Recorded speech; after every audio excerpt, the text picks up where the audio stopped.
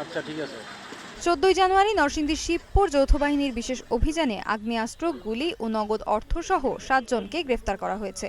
বুধবার বিকেলে শিবপুর মডেল থানায় এক সংবাদ সম্মেলনে এ তথ্য নিশ্চিত করেন নরসিংদী সেনাবাহিনী ক্যাম্পের CO lieutenant colonel Shamimur Rahman. মঙ্গলবার গভীর রাতে উপজেলার পুটিয়া ইউনিয়নের কারারচর শাহপুর এলাকায় অভিযানকালে তাদের গ্রেফতার করা হয়।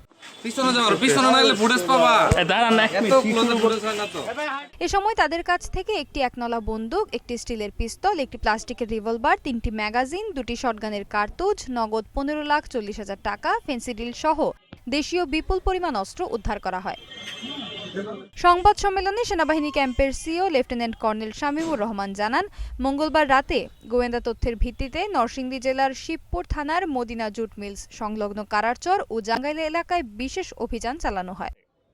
একটি একনলা বন্দুক, 2টি বন্দুকের কার্তুজ, 3টি পিস্তলের ম্যাগাজিন, একটি খালি কার্তুজ, 2টি রেপ্লিকার পিস্তল, 50টি স্প্লিন্টার বল, 1600 পিস ইয়াবা, 5 বোতল ফেন্সিডিল, 9টি বিদেশি মদের বোতল, নগদ 15,40,100 টাকা, একটি ল্যাপটপ, 12টি স্মার্টফোন, একটি ট্যাব, 4টি বাটন ফোন সহ দেশীয় অস্ত্র, 8টি ছুরি, 3টি দা, 2টি রামদা, 2টি বাটুল, একটি বড় হাতুড়ি, একটি পাইপ রেঞ্চ, এছাড়াও ইলেকট্রনিক শক দেওয়ার জন্য